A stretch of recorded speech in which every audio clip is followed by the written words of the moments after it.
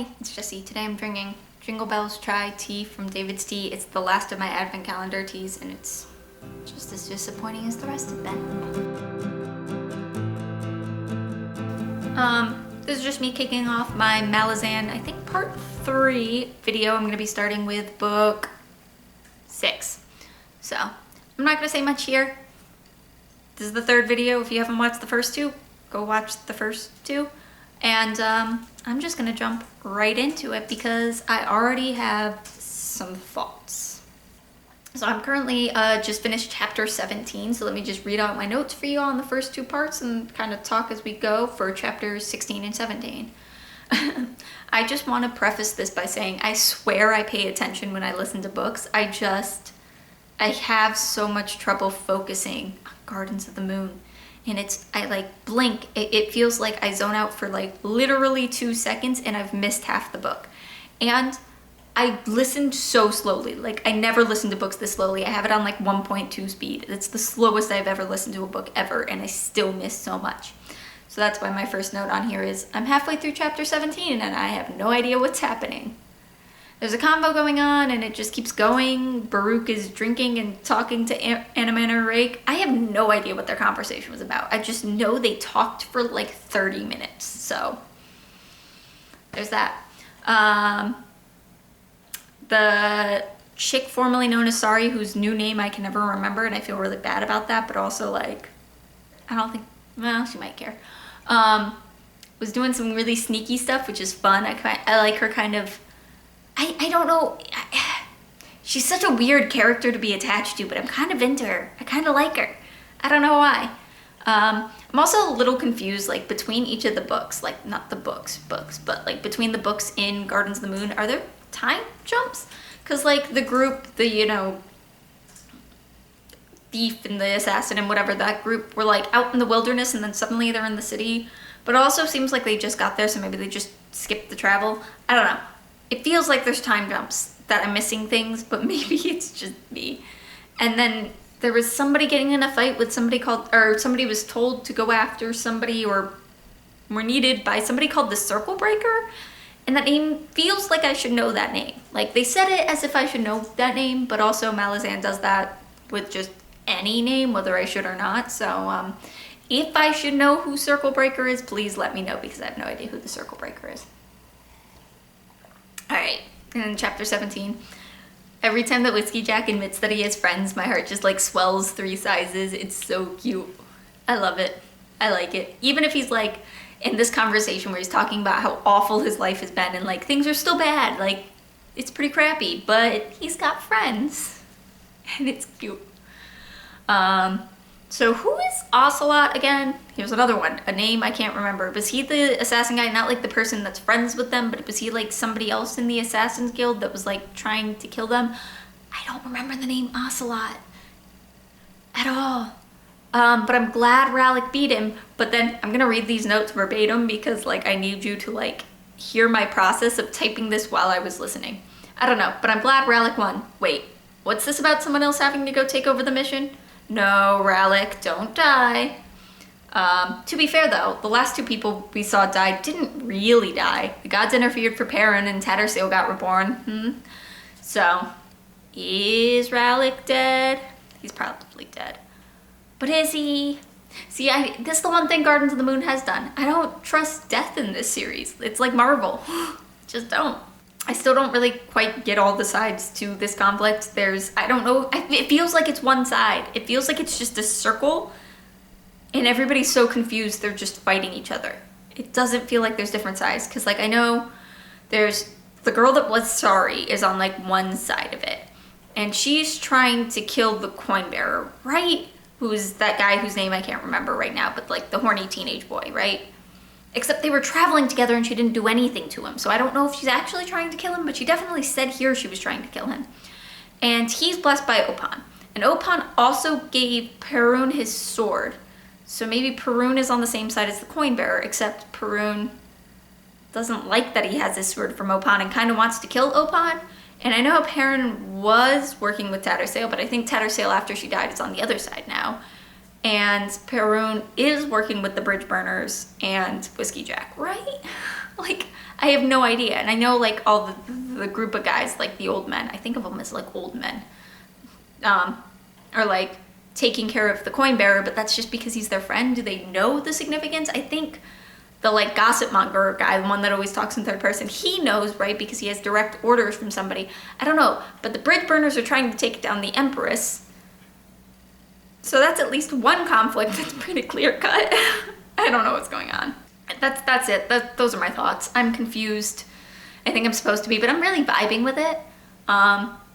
I like a lot of the characters so far. I love Whiskey Jack. Perrin is pretty great. I kind of like Not Sorry, although I think she's an antagonist. I'm not really sure. I love Tool. He needs to come back. I love Tool. But yeah, that's where I'm at. I'll update you when I read a little bit more. I just got to the end of book 6, so I wanted to quickly update and say that. I don't really have anything more to say. I accidentally ended up listening to chapter 18, which was nice because I got to listen to Whiskey Jack have friends again. Also, it kind of solidified the factions a little more in my mind, and I'm really feeling that circle thing where they're all kind of on the same side, but it's like enemy of my enemy of my enemy of my enemy becomes my ally again, but then becomes my enemy again. Yeah, anyway. But that said, chapter 16, the only thought I have on it is that Absola gives me the willies. I really, really hate, there's a fantasy trope about like a character that is wiser beyond their years. Like it's in the Aragorn series. It's the big one that comes to mind. Interview with a Vampire has something like that. Dune has that. I hate it. It makes me so uncomfortable. It's so creepy. And the younger the character is, the like worse it is, the more I hate it. So like Absola is like in this in-between zone where she's old enough that like I can kind of deal with it, but I still don't like it. And on top of that, the narrator gives her like it gives her a very childlike voice that makes it worse. On the other end of that, reborn Tattersail, stay just like 20 feet away from me, please, at all times. So that's where I'm at. I'm gonna keep reading part 7, book 7, see what I think then. All right, let's talk book 7, chapter 20. This I have a lot of notes on. I'm gonna read them as I go. This isn't new. This is how I always do this. I know that Crippa is playing the dupe, that he's like a lot smarter than he lets on. I just haven't quite figured out if there's someone higher up pulling his strings or if ultimately he's the one on top, right?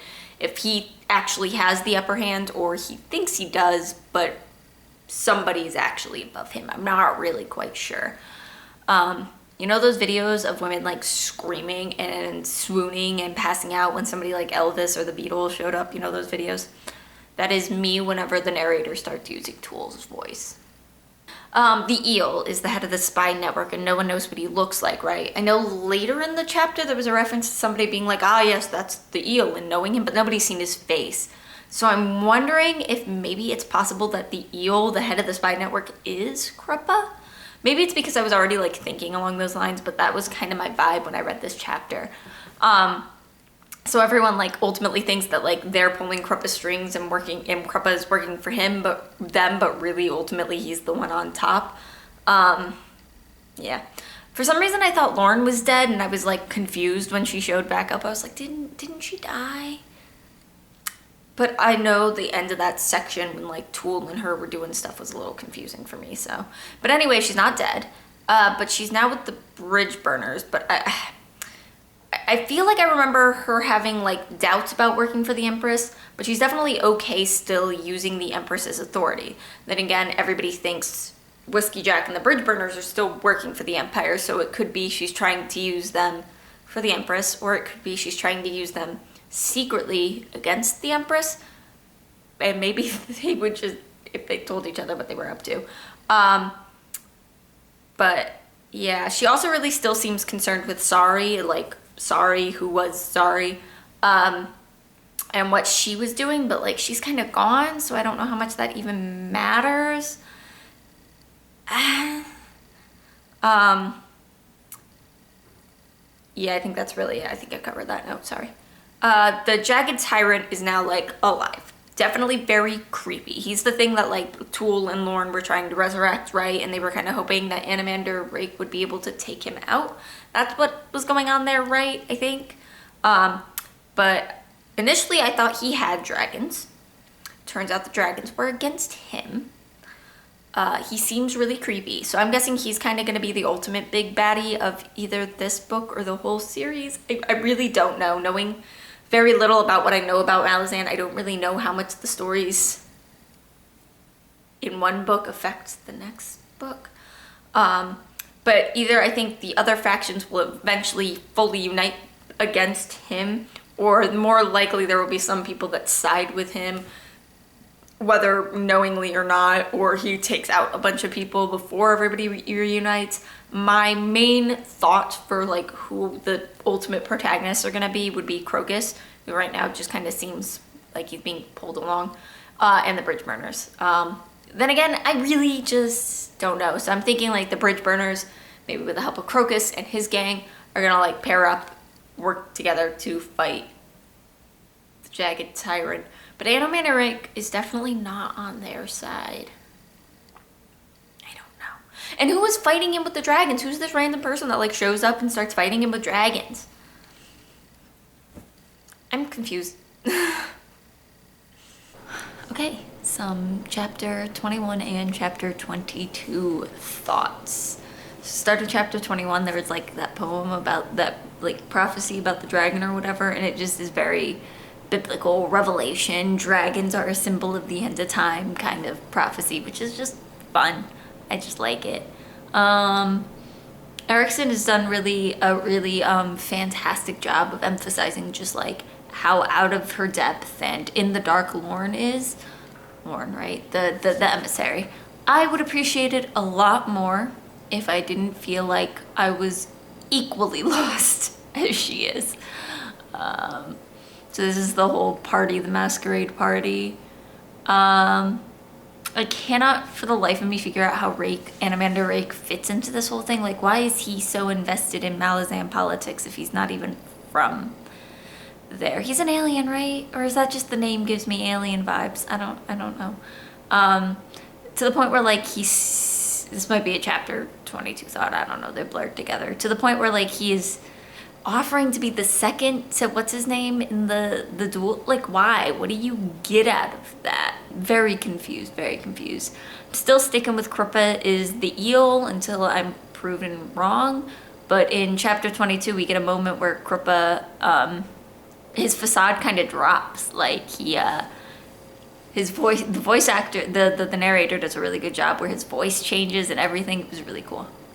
The beginning of chapter 2 started with this like Raven poem, which was cool, but like I think the time has come for us to stop vilifying Corvids. I mean, come on, they have a bad reputation and they don't deserve it.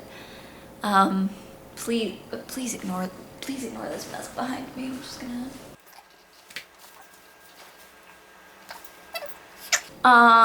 After that, we got that glimpse behind Krippa's mask. Crocus, what is Crocus doing with this? She's not a princess, but I'm gonna call her a princess. The like noble woman he stole from. Like, what is he doing? Dude, you can't just like attack people. Gosh.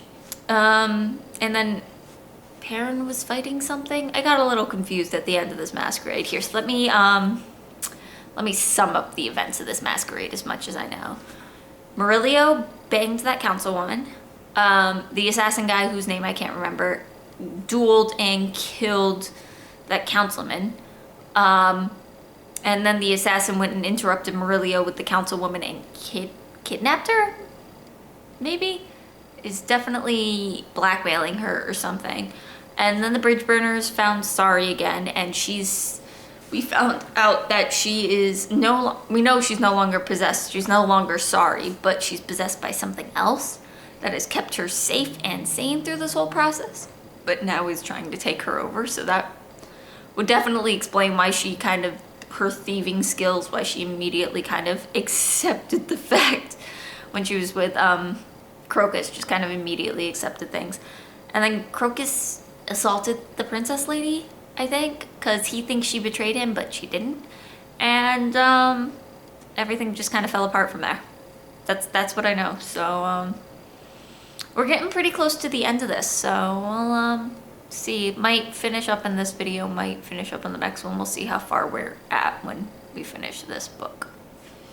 Okay, we are at the end of Gardens of the Moon. Before I get into my notes that I have for the last like 3-ish chapters, I do want to say one of the things that's so interesting with Gardens of the Moon, I was like halfway through, 2/3 of the way through the climax before I realized it was the climax. Like, I just thought things were just bad again. I didn't realize we were at the end. It was well done but confusing, which is, I think, my overall review of Gardens of the Moon. Alright, let's see. I have somehow lost which book we're in. Did he just say 9? That seems less relevant now that I finished the book. So, Perun was fighting a hound. That's less exciting than I was expecting. I'm still kind of confused on what hounds are. Are they like actual demonic dogs like hellhounds? Or are they like every god has their like hunting, coursing creature that are all just called hounds? Not sure on that one. Lorne, or I guess I should say she's not Lorne anymore. She got like possessed, I think. I don't know. Something weird happened there. She was like, I'm not Lorne, I am the adjunct.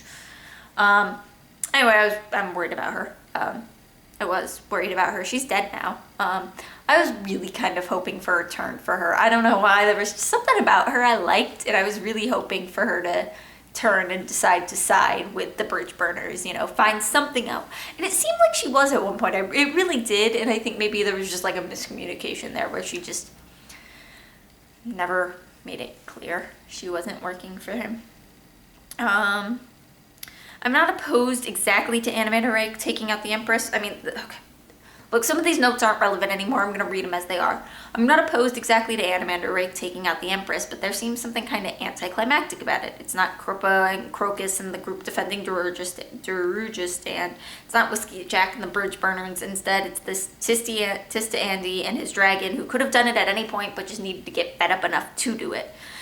That said, literally while I was typing this note, I was like typing this note while I was listening, and I was like, but literally, as I was typing that note, he defended Crocus. I really thought he was in a different place. I thought he had left Darujistan and was like, all right, the Empress did one thing too many, I'm gonna go take her out. But instead he was just helping defend Darujistan against her forces, which included, I think, the Jagged Tyrant, but at the beginning of this section there was something about him already being dead. Or mostly dead, I don't know. But then he saves Crocus's life, which is always good. There was a really, really cool fight scene there, like between him and the demon he was fighting. That was pretty cool.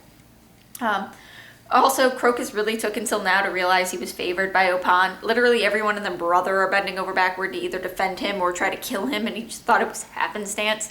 And I do think there's something almost funny about that. Like, I could see it. Like, there's that first scene where we're introduced to Crocus, where he's just, like, walking along, and somebody tries to assassinate him, and he's like, there was a coin, and he bent over to pick the coin up, and that arrow went over. And so there's something kind of fun about the bumbling Mr. Magoo-ness of this teenage boy. So I'm kind of okay with it, but it's just funny to me. I do really like all of these pieces finally coming together in this epic battle. It was a cool epic battle. This is, I think, when I realized we were at the climax. I'm glad Dujek and the Bridge Burners are finally officially in rebellion to the Empire. I think their playing both sides was part of the confusion. I do think that was part of what made this such a confusing book. But I also think it was just not interesting to me. I like an open rebellion a lot more than an underground rebellion. And an underground rebellion that's all about 6 dudes doesn't quite work for me. Especially because they were kind of accidentally working with people with... It was, like I said, it was confusing and weird. Thank you, Murillo. This is for Murillo finally confirming that Kruppa is the eel. He was like, thus spake the eel. And I was like, yes. Because this book is really confusing. That just guessing one twist in the end was really exciting for me. I don't tend to make a lot of predictions. And so it's exciting when I make a prediction and it turns out right. Even though, honestly, it was probably pretty obvious. But Kruppa was the eel and I called it. I actually had... I don't know when I first said it in these diaries, but I kind of had inklings that there was more to Kruppa from very early on. But like, it was very obvious in that last like third of the book to me. Not very obvious, but it seemed in the last third that it was like, maybe he's pulling all of the strings. Maybe I'm being unfair here, but does Crocus really think having to say goodbye to Apsula constitute his luck turning bad? Okay, this was like the last thing I was gonna end on. Last note I had. Maybe there's more to it than that, but like literally it seems like there's the scene where they're on the ship and they're taking Apsula back to her home, which I don't think there's any. It's been like years, right? Like I don't think this is gonna go well. Her father just wasn't wealthy and barely was scraping by with her help. This is not going to go well. Anyway, that said, and he like looks at Apsula and it was like, oh, we really have to leave her and let her go. And then he looks at his coin and he's like, do you believe in luck, Murillo? Is it Murillo? I think it was Murillo. And then he flips the coin into the ocean and it's like, that's bad luck to you? Like, you literally just survived a horrendous battle, had like a tisty handy on a dragon save your life. That all sounds pretty good to me. But your girlfriend, who's not even really your girlfriend being sent away, that's it? That's bad luck to you? Like, I cannot with the like teenage boy, 20-something boy protagonist. I can't. Well, anyway, that's everything. I don't know how I feel about Gardens of the Moon. I still haven't done my official rating on this yet because it's really hard to separate. This took me like 2 months to read. And so by the end of it, all I'm thinking about is that ending, which was really cool and epic and awesome. But I know at the beginning I didn't feel that way. And I want to kind of let it settle for a little bit before I do an official rating, just to kind of make sure that the rating I'm giving it is what I think it deserves. Because I liked the ending a lot. That said, I'm not sure when I'm going to pick up Dead House Gates is the second one, right? I think. I'm not sure when I'm going to pick that up because the thing is I still don't know how I feel about this and I don't know if I liked it enough to move on. Now I've talked to some friends, I talked to Mid Server, and this consensus seems to be go on because it gets way better. Gardens of the Moon is kind of the weirdest and the most confusing and the strangest of them, and now like, I'm used to the style and things make more sense in future books, so I might, but I think I'm going to take a break. That's what I will say. I'm going to take a break. I think I'm going to focus on... I think I want to read the rest of the Dandelion Dynasty. I think that's what I'm going to focus on next. But if you liked this and enjoyed this series, please let me know below because some love from y'all would definitely encourage me to pick it up a little bit sooner and keep on with it. But that's it for me. I love y'all and I'll see you next time. Bye.